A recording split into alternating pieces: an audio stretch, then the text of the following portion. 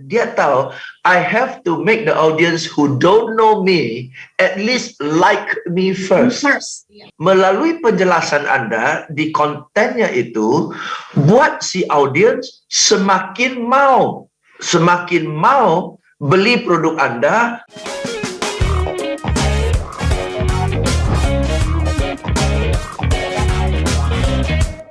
Oke, saya kasih satu kisah nyata ya, Ola ya, sebuah kisah nyata. Ini ceritanya lebih dari 10 tahun yang lalu lah. Kami bawa seminar, zaman dulu kan seminarnya banyak orang, 5.000 orang gitu ya. Dan satu event kan ada 4 narasumber gitu ya. Sering kita duet dengan Pak Tung lah, Pak Andri Wongso lah, yang rame-rame gitu lah. Oke. Nah ini ada satu event, seminar sehari, 5.000 orang. Waktu itu masih The Secret itu masih hot-hotnya lah itu ya, oke, Law of Attraction gitu ya.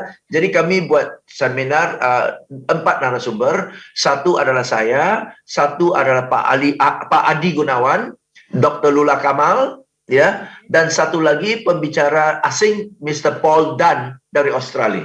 Oke, audiensnya 5.000 orang itu sudah kenal lah dengan saya, sudah tahu lah Pak Adi Gunawan, apalagi Dr. Lula Kamal semua udah kenal, betul ya. Jadi waktu kami naik ke panggung, waktu MC kenalkan kami naik ke panggung, audiens tepuk tangan lah, ya, aplaus, sambut kami, ya.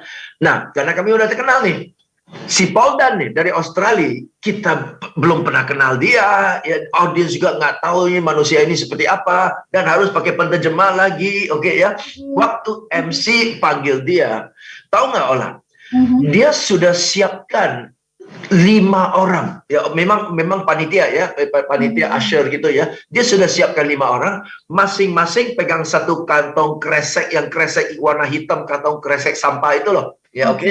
Nah, di dalamnya itu ada boneka-boneka soft toys, ya, yang souvenir-souvenir di tempelan kulkas lah, gantungan kunci lah, yang kangaroo, koala, ya, gitu-gitulah. Kalau kita keluar ke Australia kan bawa pulang ke souvenir ya. Oh, itu sudah satu kantong itu penuh dengan souvenir, dan ada 5 kantong dan 5 usher itu sudah di sudut-sudut berbeda di ruangan auditoriumnya.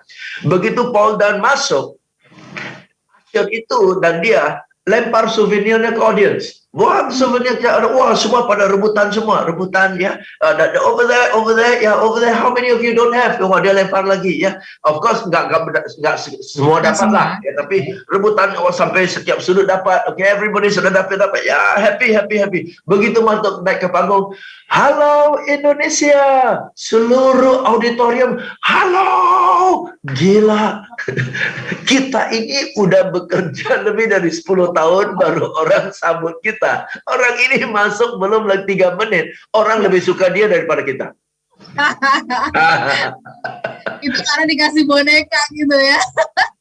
Ya, pokoknya lakukan sesuatu yang menyenangkan orang, betul. Nah, okay, so ini dia kan tujuannya supaya orang attract ke kita dulu kan.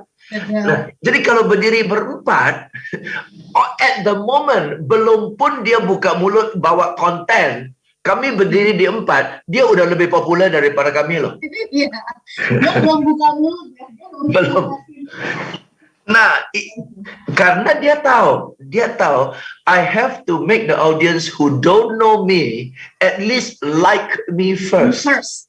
Betul kan? Nah, itu dia mengerti tujuan opening. Ya, banyak orang presentasi. Selamat pagi Bapak-Bapak sekalian, terima kasih atas waktu dan kesempatan yang diberikan. Nama saya Roni. Nah, hari ini saya memperkenalkan produk kami, moga-moga bermanfaat. Aduh, ngantuk dah. Lanjut, kita lanjut ya, jurus yang kedua. Tadi di bagian opening sendiri ada 2 struktur yang harus bagus, yaitu membuat mereka suka dan kemudian membuat mereka jadi mau tahu lebih jauh lagi tentang apa yang kita sampaikan, karena terasa banget dan yakin ini bermanfaat banget nih. Right. Iya. Yes, ya. Dan itu dia ya, begitu sudah suka ya, apa ya tadi kesan pertama ya, ya. Selanjutnya terserah Anda. Nah, oke, sekarang kita masuk ke jurus kedua selanjutnya ya. Terserah Anda. Nah, terserah kita ini adalah pasti di kontennya kita ada banyak hal yang mau kita sampaikan ya, tentang perusahaan kita lah ya, kelebihan-kelebihan dari apa yang kita tawarkan lah, fitur-fiturnya dan sebagainya ya. Oke. Nah, selalu jelaskan apapun yang Anda mau sampaikan kepada audiens Anda. Pentingnya ingat satu kata, relevansi. Relevansi. Ya, bagaimana hal ini bermanfaat buat si audiens. Kenapa dia harus tahu gitu loh, ya? Why should I know, betul? Ya, you are telling this to me, ya. Anda kasih tahu saya bahwa Anda sudah berpengalaman 30 tahun. Oke, good. Itu what-nya 30 tahun, betul ya. Tapi audiens juga mau tanya, so what? Lalu buat saya kenapa? Apa gunanya ya? Maka setiap penjelasan yang kita berikan kepada audiens harus ditambahkan dengan kata maka dari itu manfaatnya buat bapak-bapak ibu-ibu adalah gitu ya. Jadi apapun yang Anda sampaikan harus dihubungkan, jembatani dengan kata maka dari itu manfaatnya buat bapak ibu adalah. Oke, nah kalau Anda sampaikan sesuatu, oke, kami punya 27 cabang di seluruh Indonesia, oke, dan Anda tidak bisa cari, maka dari itu manfaatnya buat audiens apa ya? Kalau Anda tidak tahu manfaat buat dia apa, berarti yang Anda sampaikan ini barusan nggak relevan buat audiens. Oke, so jadi tujuannya apa?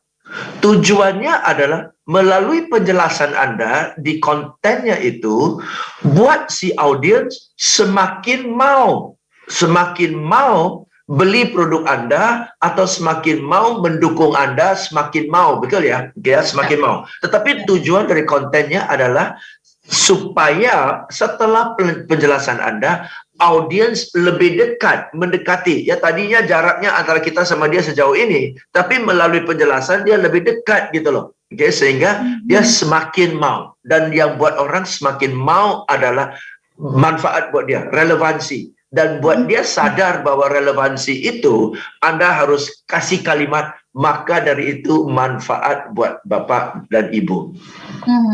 Ya. Oke, Pak James melihat yang menjadi blunder di bagian yang kedua ini apa yang sering kali dibuat nih Pak James? Yang jadi blunder itu secara umum adalah si presenternya selalu lebih banyak mikirkan diri sendiri. Apa yang harus saya sampaikan, ya?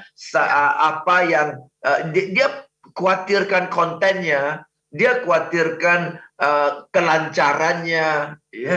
Tapi nggak terlalu memikirkan bagaimana konten ini menjawab problemnya customer.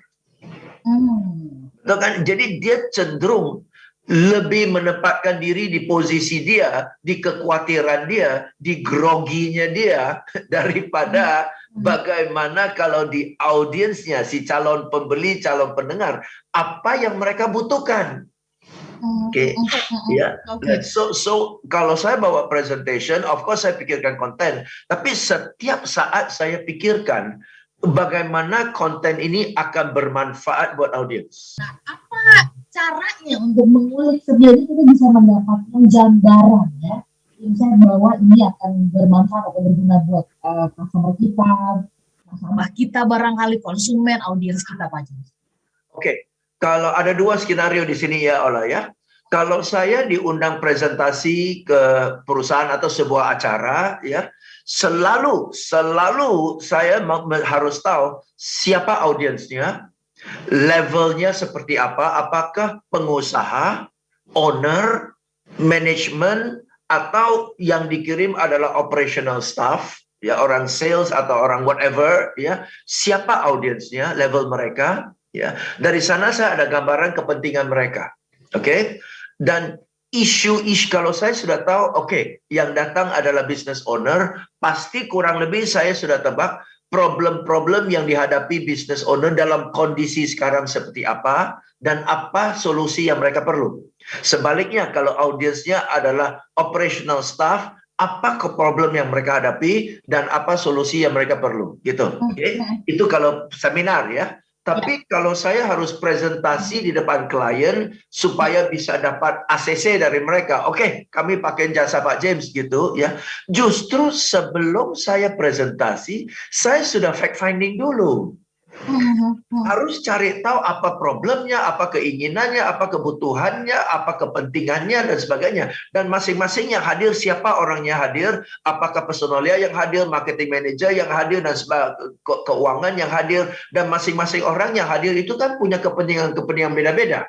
Ya, saya sudah harus tahu dulu. Baru berdasarkan itu saya siapkan presentasi. Jadi saya nggak pernah pergi ke satu perusahaan ya untuk mempresentasikan training saya dan mereka bilang, oke Pak James, terima kasih atas waktu dan kesempatan Pak. Boleh tolong jelaskan kepada kami apa saja training yang Pak James tawarin. Nggak bakalan saya ngomong, nggak bakalan. Oke, bayangin pasien pergi ke dokter, dok silakan jelaskan apa saja obat yang dokter punya. Kan gila. Ya. Nggak pernah saya mau, nggak pernah. Oke, ya Pak James, ada yang saya bantu, ada yang bisa saya bantu, dan saya bilang begini loh, terima kasih Bapak membantu saya, ya. Justru saya hadir supaya kita diskusi-diskusi. Mana tahu training saya bisa bantu Bapak. Oh. Ya. Jadi artinya apakah itu ini kita mau presentasi kepada audiens besar atau kalau ini kepada klien, ya kita penting tahu siapa yang akan kita hadapi ya Pak James ya. Apakah yang kita akan presentasikan itu adalah pihak misalkan di level tertentu gitu ya, atau orang operasional tadi seperti yang Pak James katakan. Jadi kita sudah mulai bisa membayangkan atau menggali-gali lah kira-kira ini apa sih permasalahannya gitu ya Pak James ya. Iya. Siap. Dan kalimat terakhir dari Ola itu, apa masalah mereka dan bagaimana apa yang mau kita sampaikan itu jadi solusi buat mereka. Itu di sanalah relevansinya kan. Dan karena ada relevansi, maka orang, ini bagus ini bermanfaat ini. Ada apa lagi nih? Ada apa lagi yang bakal bermanfaat? Jadi orang stay to listen gitu loh. Tapi kalau sudah 4 kalimat, 5 kalimat sama sekali nggak ada relevansi. Ini sampai jam berapa sih? Pipis yuk. Dan orang pipis nggak balik-balik gitu loh ya.